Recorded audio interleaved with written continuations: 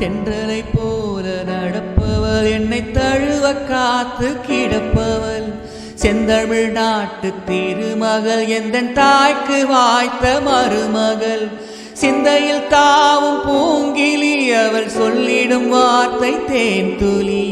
அஞ்சுதம் போல இருப்பவள், கொட்டும் அருவி போல சிரிப்பவள், மெல்லிய தாமரை காலெடுத்து நடையை பழகும் பூந்தேரு, மெட்டியை காலில் நான் மாட்ட மயங்கும் பூங்கொடி, பெண்ணல்ல பெண்ணல்ல ஊதாப்பூ, சீவந்த கண்ணங்கள் ரோசாப்பூ,